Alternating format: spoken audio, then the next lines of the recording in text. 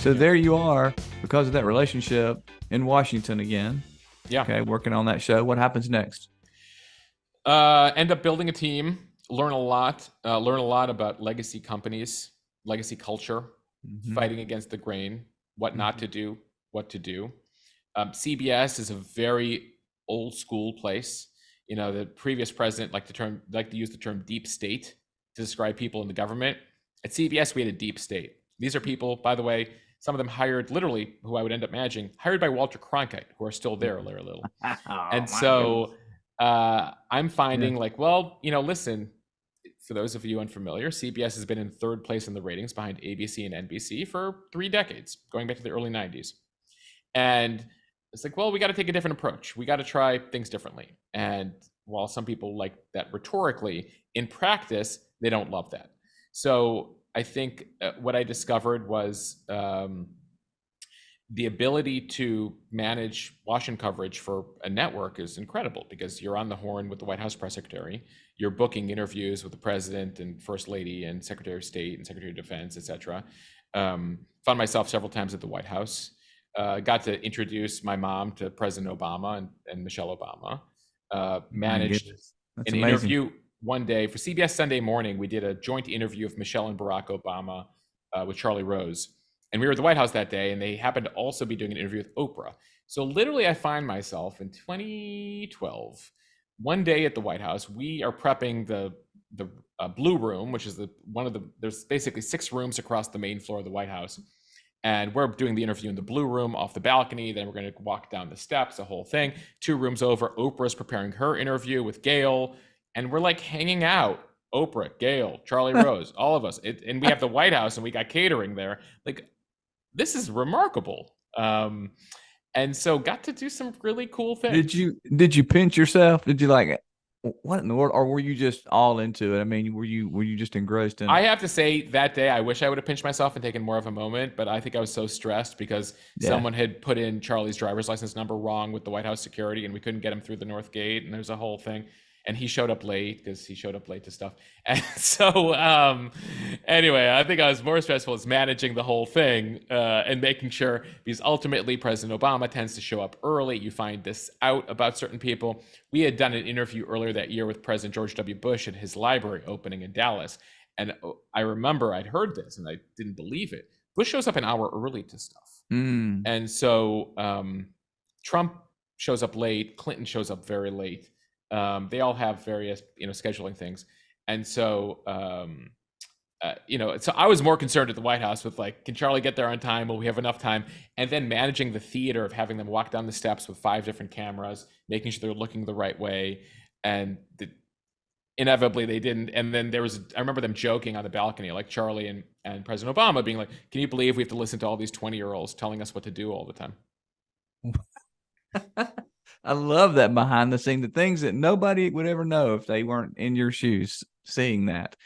That's amazing, Mosh. Okay, so walk us through what happens after All right, this. so then I realized I can't be in DC anymore.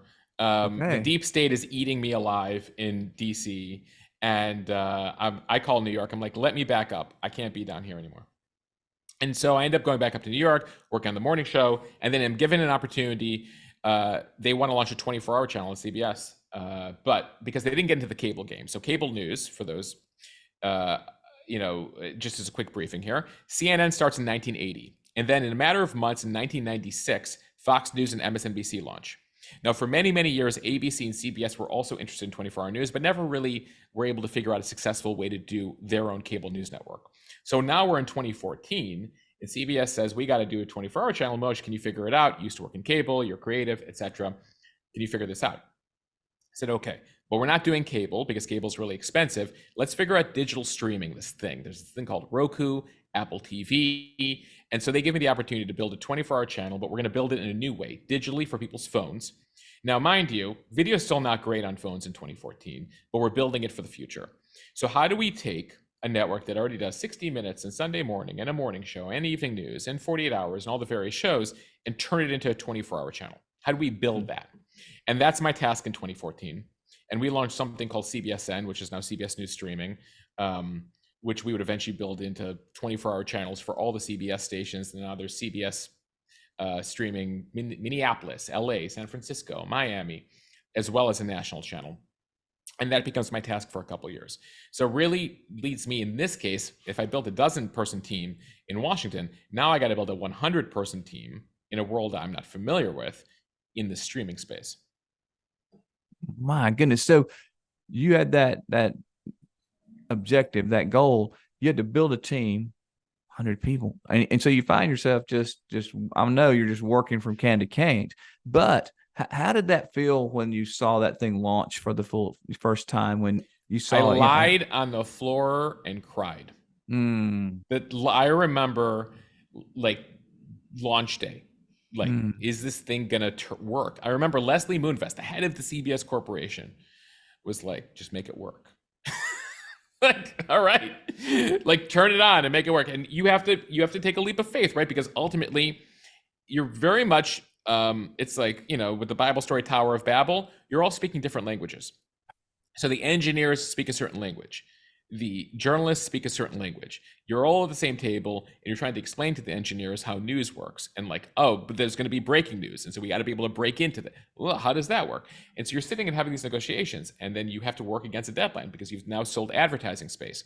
So you got to be going. And I remember we were a few weeks late. So we were losing money from whoever the launch sponsor was. I think it was Microsoft at that time. And every week we're not on the air, we're losing money. And these businesses have a bottom line. These are publicly traded companies. Shareholders care about this stuff. And it's like, make it work. So I remember launch day, it gets on. And I remember we pre-taped the first hour. So we were supposed to be live at 9 a.m. We actually started at 8 a.m., taped it, and played that taped hour at 9 a.m. because we were so nervous about it actually working live at 9 a.m. And so we do that. And I just remember we get off, we finished that show that first day. And I remember just sitting there like having tears of relief, tears of joy. Love it. What an accomplishment, and what trust they had in you. And I guess, the one that you had the relationship with, he knew he could trust you. You trusted him. You took a leap of faith. He trusted you. And I'll say it's a team sport. TV is a team sport, Larry. There's a lot of incredible people. It wouldn't have worked without all the people I was working alongside. So love that. I think we were able to put together a very smart, creative group of people. Some I got to hire, some that were hired alongside me by management, and we all were able to figure it out. And you birthed the CBS streaming 24-hour, the first program that did that. Amazing. That's so what was left now? Where are we and what's next? So now I'm managing that. I'm trying to grow that. I remember there was a couple years later on 60 Minutes, they did a story about Snapchat. They're like, there's this thing called Snapchat, but it's very much like 60 Minutes is explaining Snapchat to your grandparents. And I was like, I remember somebody asking me like, hey, are you guys going to air that on the streaming channel? Like, that feels like that's really good content for your people streaming. Just keep in mind that our streaming audience was in their mid 30s to early 40s. The average network news viewer, cable news viewer, is in their mid 60s to late to early 70s. Mm-hmm. And I was like, I can't air your Snapchat story because it sounds like I'm explaining Snapchat to grandparents. Like, it's not relevant, like the way the story is done. And so immediately I'm like, we should do a 60 Minutes for a younger generation. We're great storytellers here at CBS. How do we do that? So I pitched that, and they give me a couple network slots on primetime in August. I think we were up against American Ninja Warrior and The Bachelorette or something. And it was Monday nights in August on CBS. And we get to do some incredible stories. In fact, one of them is with we do a feature. We go to Moscow and interview Alexei Navalny. He, by the way, is the one who's in prison now. This is before he was poisoned the second time by Putin.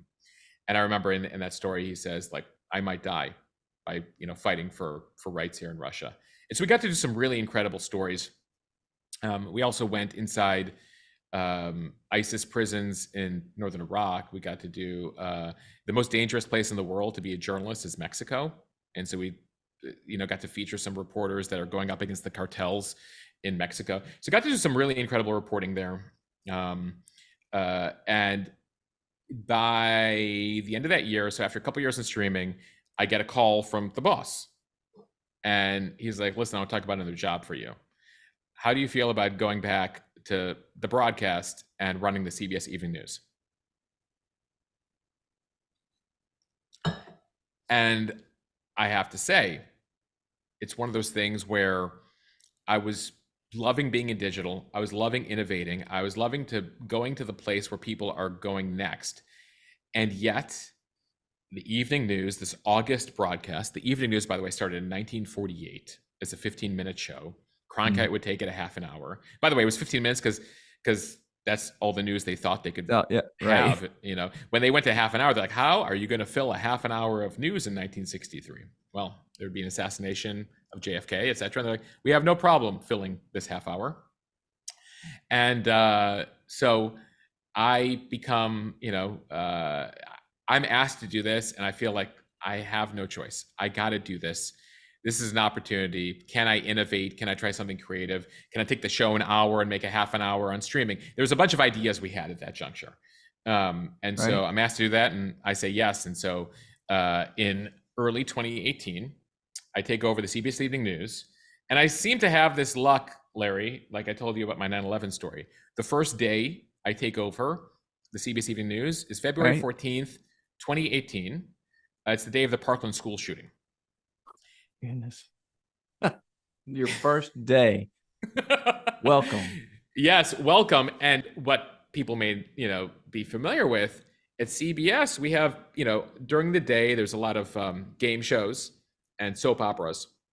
But when major news happens, you cut into that with what's called special reports. Yeah. And so on my first day, I was like, all right, we're going to work on a half an hour show tonight. I'll be able to manage it, etc. They're like, there's a massive school shooting. We got to go up on TV. And so I'm breaking into the Showcase Showdown on Price is Right. And we're live for 5 hours that day as the story is unfolding. And doing that sort of coverage is a completely different muscle in your brain. How are you keeping this going? How are you assuming the audience is coming in minute by minute? So you're repeating things, but you don't want to repeat things in a way that'll upset the audience that's already there, being like, why do they keep repeating things? So there is a dance that you do, so to speak, as you're covering breaking news. You're bringing information. You're seeing what the other guys have. Can you confirm that? Is that bad information? I have been through a number of stories where they've named the wrong shooter. They've put the wrong name out there because sometimes they'll have a fake ID on them. Or a law enforcement officer will spell the name wrong. And so you're making calls in real time, competitively, because then the audience is like, why aren't they reporting this? I already heard that. Well, because we can't verify that. Well, they're trying to cover something up. So you have all these things going through your head. You're trying to get resources down to, that area of Florida. The reporter who's based down there, they happen to be on vacation that week. Well, where are they on their vacation? One of the things you need to know in news, when you take a vacation, you actually have to, typically at a network level, if you're a certain level, you are telling your boss exactly where you're at, what hotel you're at, and what number is available to you, because news is a lifestyle. It's not a normal job. Now, so I could see that, but you got dropped in on your first day. All this happens. Tell me about the adrenaline rush that you experience when those kinds of things start happening. So there's an adrenaline rush. It's just, some natural things kick in. Again, it's a team sport. News is. So, you have a lot of very smart, experienced people around you to support you. At the same time, as a leader, they're looking to you to make decisions, the big decisions. Mm-hmm. Are we going up? Are we going down? Are we reporting this? Are we not reporting this? How long are we going for? And, you have people who've been in the business for decades coming to you being like, can I get an extra 15 seconds to say this in my story? Because keep in mind, when the show is a half an hour, take out commercials, you're at 21 minutes. Take out the headlines at the top, you're at 19 minutes. You're telling people the world in 19 minutes. The average story is about 1 minute, 20 seconds. So you have literal reporters with dozens of Emmy Awards coming to you saying, please give me 10 more seconds. Please give me 15 more seconds. I want to be able to include this, that, the other thing. And that is, it's a game of seconds. Okay, if I give you 15 more seconds, then you have to promise reporter number 3, when I tell you to stop, that you stop, because if you go 10 more seconds, I've now lost that story. So you realize that as a leader, you have the adrenaline rush going, but just you get to decision fatigue at some point, right? Because there's just so many decisions that are happening all day long, and you got to be making calls, at the speed of the news. So in 2018, you are now successfully stretching this segment to 30 minutes, this new opportunity that you have. Now I have to keep asking, what's going on personally here with Mosh? Well, it's interesting you bring that up, because when I got the evening news job, it was the first time in my life where I said to myself, This doesn't feel as exciting as I thought it would be. Mm, Every promotion before that was very exciting, was thrilling. interesting. And I get the evening news job, like literally the biggest promotion I've ever gotten. Right? I'm the youngest EP they've ever had at CBS at 35 years old at the time. And I'm like, I thought this would feel better. Like I actually like I don't know if I love this job. And frankly, it doesn't excite me to have this promotion anymore. I have a sense of dread. I'm stressed out. It would turn out that about, when would that be? 8 months into the job, I go on the first date with a girl named Alex, who I meet on a dating app. And that was a game changer. Until then, nothing, I didn't have, I dated, but nothing in a real serious way. I never lived with a girl, never got to Right. even that stage. Right. Within 2 weeks of meeting Alex, I say, this is it. Like, we're together. We're not dating anybody else. 2 weeks. You knew in 2 weeks. 2 weeks. I take her to a colleague's wedding 8 weeks in, which also includes like a trip to the Kennedy Center Honors, which CBS hosts, where she meets all of my colleagues. 10 weeks in, we take an international trip together to Thailand.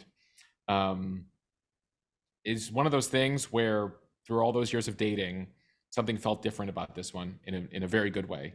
And I'm finally, for the first time, feeling fulfillment personally in a much greater way than I felt professionally.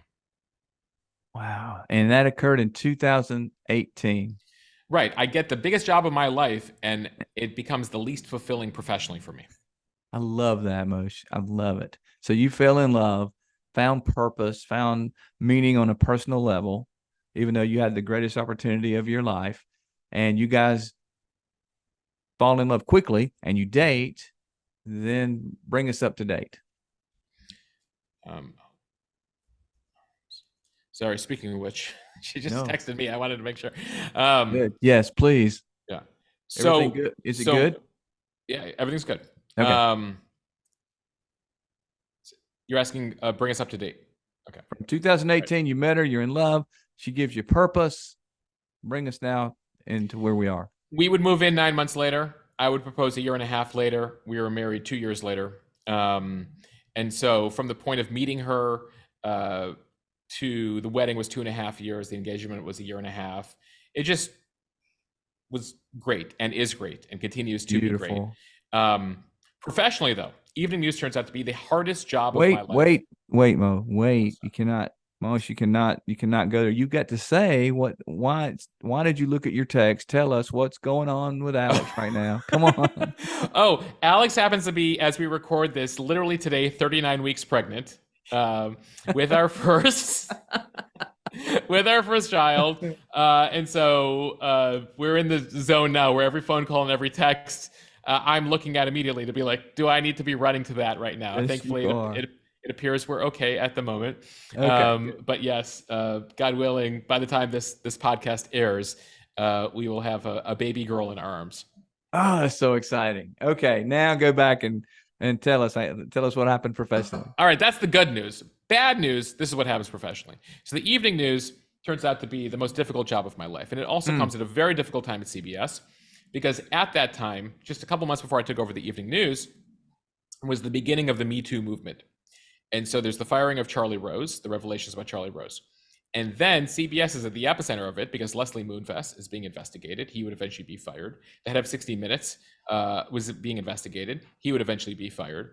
And so we have chaos happening internally at CBS. We have multiple law firms investigating us, employees. It is a time of a lot of internal strife at CBS. So there's the challenge of covering the news, which, by the way, is not easy during the Trump administration. Typical White Houses will put out one story a day. No president before him was tweeting all day long. And so ultimately, on any given day, there's 5 or 6 stories coming out of the White House. We have to pick which ones. He happens to be making stories at 10 p.m., at 6:30 p.m., at 6:40. There's just no hours. You have to be looking down at your phone all the time. It is exhaustive. It's exhausting. Sorry. It is exhausting. And so you have the news during that time. And then, you have the internal issues that are happening at CBS. Remember, our investigative team had to spend as opposed to investigating things in the world, the investigative team is being devoted internally at CBS to investigate what happened at CBS. So, I'm making decisions like, are we putting a camera outside Leslie Moonvest's house, the boss of the network, because there's a story about him being investigated, for sexual misconduct in the LA Times. These are the types of issues I'm dealing with. On top of that, I got the deep state fighting any changes to the show, yada, yada, yada. And so it just becomes a lot. Yeah. So eventually there's management changes at CBS, and they want to take the show to Washington, go in a different direction. I have now spent 9 years there.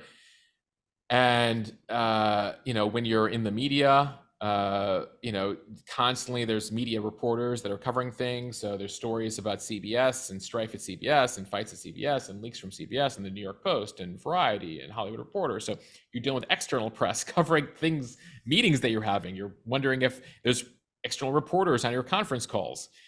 And all of that is going on. Meanwhile, I'm on cloud 9 in my personal life. In my professional life, I was like, this is the most, I can't. You're trying to cover the news and you're trying to deal with the internal stress. And so ultimately new management comes on board, and all right, I've done what I could do here. You guys are taking the show in a different direction. It's time for me to go. And in the summer of 2019, I leave CBS and I don't know where I'm going next. So there you are. You're without a job. Yep. Personal life is great. Professional life is empty at this point. And I'm somebody that attached significance and attached identity to my job. Yes. And it is one of the biggest struggles I would have was, who am I if I don't have a title and a network?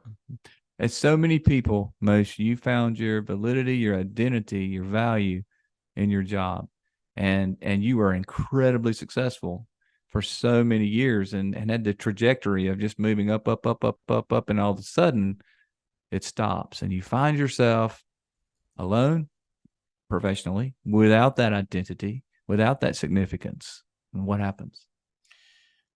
It takes a few months. I struggle, Larry. I have to figure out, well, what skills do I have? And I go on basically a lot of lunches and dinner and drinks with people across the industry to figure out what it is I want to do. I realize that through my career, I've picked up a lot of skills and contacts, but what am I going to do with them? I need a break from news. This last experience was exhausting and emotionally just draining, physically draining. Actually, for the first time in my life, I take a break from the news for a few months, where I don't, check in for a few days on headlines, which is remarkable for me. I haven't taken that break since I was in first grade. And I do that and realize, okay, maybe there's something to be done as far as consulting. I've done a lot of things. People could use my wisdom, perhaps. And this is where I also find that I found an incredible partner, because Alex is pushing me, stop building stuff for other people, build something for yourself. Well, that's wisdom. What wisdom? Good for Alex. Oh, and visionary, frankly, because despite having this career, I didn't have the confidence to do it on my own. Well, why would somebody hire me? I need a name behind me. I need a 3-letter network name and a title for people to take me seriously. Why would they take me seriously? But she's like, try. And, I deal with, dealing with my own lack of confidence on things. Imposter syndrome is a real thing. Yes. Still dealing with it. And ultimately get a couple consulting gigs for those last few months of 2019 into early 2020, helping various media companies with some projects here and there, trying to make my way. And then COVID hits in February and March of 2020. Yep. And immediately companies are not hiring consultants anymore. And I'm back on my butt. And now I'm watching TV all day because, the biggest story in the world is happening. And Larry, for the first time in my life, I'm not in a newsroom for a major news story. And I'm sort of freaking out. Oh, I can I'm imagine. I'm like the rest of you. I'm like the everyone else. This is how Right. people have to consume information. They don't have 100 producers sending them emails and like government officials answering their emails to like get answers. Like I have to just sit and watch TV and wait for the next commercial break and hope they're going to cover the thing I'm curious about. Mosh, Mosh, you were one of us. I, You I were. was one of I was one of everybody else, and I found out it totally sucks. It sucks to consume news that way. And so I did the only thing that I knew I that made me feel okay, which is I got to report this stuff. So friends and family are asking me questions about COVID. And so I find myself like, where do I have friends and family? Well, about 500 of them follow me on Instagram. Let me start posting stories on Instagram where I'm like, listen, I just listened to Fauci. This is what he said. I just listened to whatever. This is what he said. There's an interesting report out of the new, out of this European newspaper about what's happening in Italy, et cetera, et cetera. Mm-hmm. This is a case too, where you marry the right person and they understand you, Mm. and it will come in handy. So I'm doing it privately on my Instagram account. Alex is like, you got to go public with this. Our friends and family love what you're doing. Other people will get use out of what you're doing. I said, fine, let's open it up. I'm a private person, but sure. And suddenly I'm seeing thousands of people start to follow me on Instagram every day who want to get COVID news. And I remember about 8 weeks into it, so we're in early May, and a friend of mine texted me. He goes, you're stuck now, Mosh. Like, you can't stop doing this. Like, this is a thing. And I thought, I was always joking, this is the thing before the next thing. This is going to just keep me busy until the next thing comes around. Mm-hmm. And like, no, you have discovered the thing. And by the summer of 2020, celebrities are starting to follow the account. And I remember like one day, I was like asking my wife, I was like, Joe Jonas, like the Jonas Brothers are a thing, right? She's like, oh, what do you mean? I would go, he started following me. He just promoted me to all of his, millions of followers out of the blue. That's awesome. And I was like, oh my God, this is real. Like there's people have found this account. People are getting use out of this.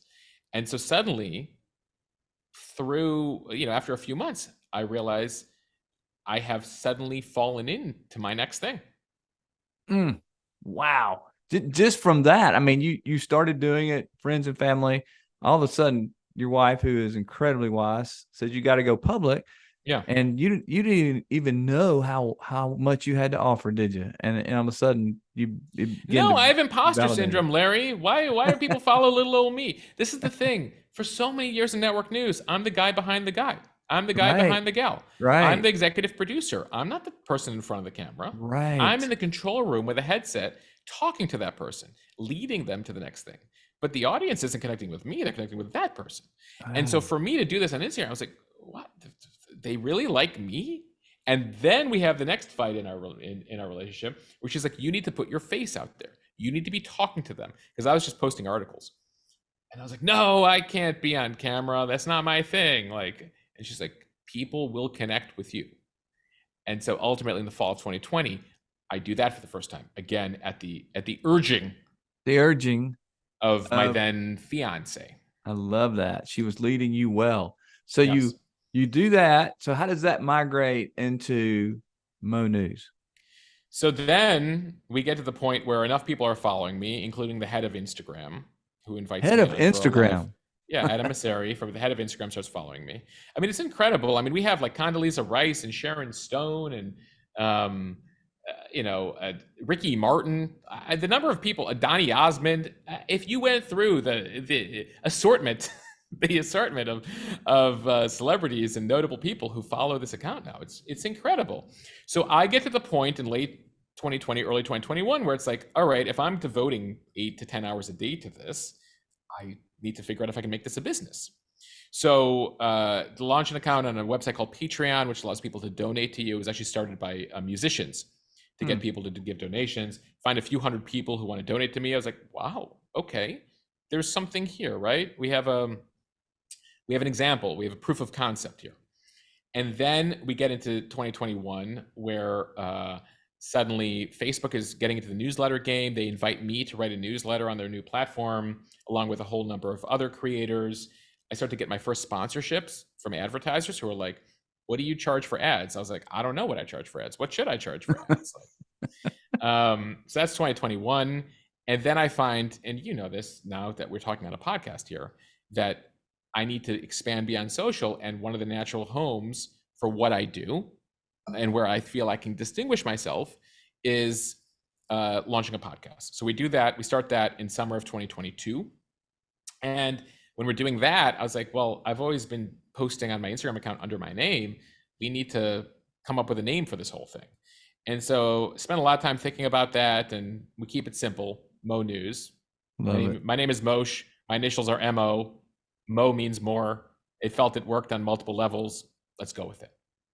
And it did, and it does. And you have a partner on your podcast. Talk about that for a minute. Yeah, my co-host Jill Wagner. We actually first worked together at CBS News. She was she was one of the reporters on the floor of the New York Stock Exchange. And you ever see those reporters at CBS and the networks? They have to do reports, sometimes 100 a day for every station. So she's like, good morning, CBS Vegas. The MGM stock today is down up into the, okay. Good morning, CBS LA. Netflix stock is, you find a relevant story, like, hey, good morning, Seattle. Microsoft today is, Starbucks today is doing X. So we ended up connecting to CBS. She would go on to another media company. She was leaving that. And we connected in 2022. And I had guested on a podcast she had hosted at this other channel, Cheddar. And, we were she was figuring out her next step. I wanted to get into podcasting. And so we decided to launch initially, again, we like to experiment. So proof of concept, twice a week, we're going to do a podcast starting in June of 22. Realized there's a growing audience for it. Take it daily.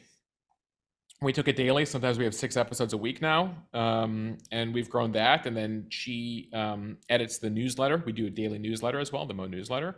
And so she's been a great partner to help build this out and make this real.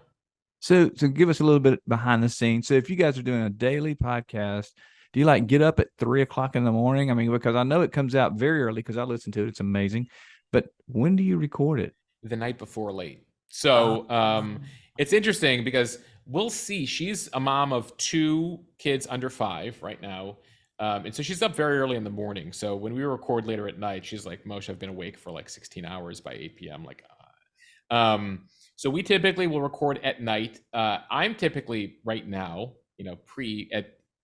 pre-child right now, sometimes up till midnight, just after midnight. So if something happens late, I'll update.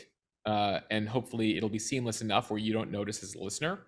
And then we'll put it out every morning about 4:15 in the morning. Well, it's an amazing podcast. You guys do a tremendous job. But I got to ask, Mo, you're doing this, you're building something of your own, which is amazing. What's next for you? What are you thinking? Listen, most importantly right now, as we, is yes, being a good dad. Yes. And being present for my family. That's priority number 1. Like I told you, that switch flips while I'm at the evening news. I will never be as fulfilled as I want to be professionally. It ultimately, we know this comes down to family and the people and that, at least for me. And so priority number 1 right now is being present for my wife and being present for my future daughter. And, being there for that baby while we figure out we watch Mo News evolve from baby to toddler on the professional side. What a journey though you have taken on, from a professional, but now as a person, as a leader, and coming full circle to say, I want to be present for my family. This is what matters. And when I'm fulfilled there and I'm a great husband, a great dad, and invest, you know what, then I can pay attention professionally to what's the second priority or third priority, but not the first. I'm so proud of you for that. Thank you. I mean, I realize now it makes you a better manager too. Right. It gives you greater understanding for what your employees may be going through. I mean, I was a very young manager of many people of various ages. And, I think I was very good at certain things. I think I was terrible at certain things, and I learned over time.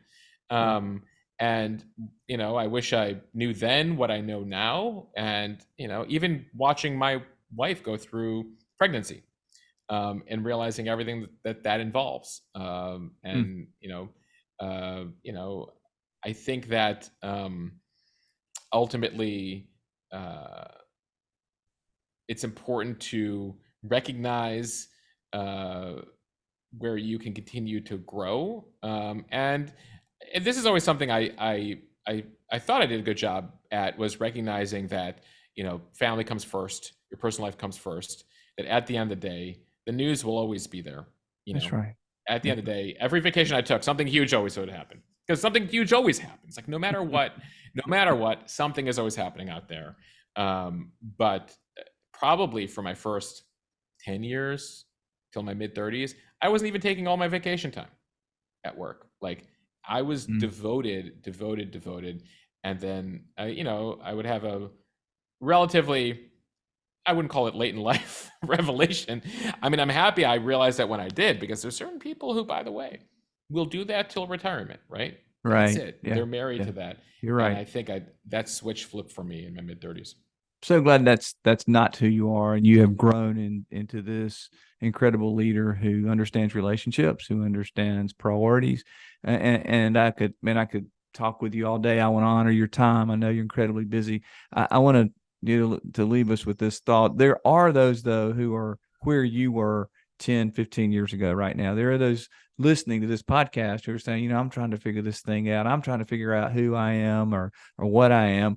What nuggets of advice would you leave us with as you think about those people who may be struggling to find their way? It's interesting. I was listening to the podcast How I Built This a couple years ago, and they had the founder of Tito's Vodka on, and he, if memory serves me right, was working as in the energy industry. I think he was a driller, fracking in Oklahoma, unfulfilled, etc. And one day, he comes home and he puts a blank sheet of paper in front of him, draws a line down the middle, and on one side makes a list of things he's good at, and on the other side he makes a list of things that he loves. Somehow, as he's making that list, he comes to creating a vodka company, right? And people looking at me like, Texas vodka. I mean, people don't know that. Like now, you take for granted Tito's vodka, but like not so long ago, you're not thinking about vodka in Texas. It's not, like vodka's from Right. Russia. And I will say this as somebody who's become entrepreneurial at least in the last couple of years, Mm-hmm. but has been very lucky in their career that they've gotten to do something they love. Mm. And I consider myself very fortunate that I've been able to make a career in something that I love, because so many people cannot do that. But I think it's important as you're making your way. And this is why I think it's important also in your 20s, especially, right? In your 30s, frankly, it doesn't matter. I recall the story of like Julia Child and all these various people who it's sometimes into their 50s or 60s, they don't figure out, it takes them a while to figure out what they're passionate about before we become famous. But figure out what you like and what you don't like, and why you like what you like, and why you don't like what you don't like. And I think it's very important to do that self-assessment, self-analysis. We live in an era now, post-COVID, where it's sort of let everyone take that moment, being like, does this actually fulfill me? Now, this is the consternation of employers who are like, I would like you to be a devoted employee and be obsessed with what you do here. And certainly, I think we're still dealing with the kind of post-COVID issues, but figure out what you're passionate about. That's important. Invest in yourself and in your education and in your skills. Try to become a master in a few things, the Malcolm Gladwell thing. What are you passionate about and what can you become great at? I tell this to journalists actually too. I actually tell all aspiring journalists, don't go to journalism school. Become an expert in a subject area. Really get to know psychology, really get to know history, really get to know, economics or business. Become an expert in something. The storytelling and that we can work with you on that practically. I think that's one element of it is, your passions. Number two, find those mentors. Who's investing in you? And sometimes if it doesn't exist in your current business, look out there through the college alumni networks that are out there. Look out there or frankly, again, find people who are doing things that, you think are incredibly inspirational to you, or play, who do you want to be?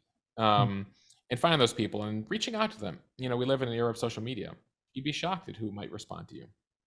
Now, not all of them will respond, but I would say that seeking out those mentors, seeking out people at companies or organizations that, inspire you, are kind of among the things. And then honestly, do the homework. I've always been most impressed with the employees, and what I tried to do as an employee was I know we live in the post-COVID era, but whether it's getting there early, staying there late, really doing your homework on things is one way, gets you in the third lane of the expressway to success, because you'll run circles around the other people who, frankly, aren't taking that extra moment. Wow, Mo, great words, incredible words of wisdom from an incredible leader, and I mean that. I'm excited for you. I'm so honored that you gave us this time and told us your story.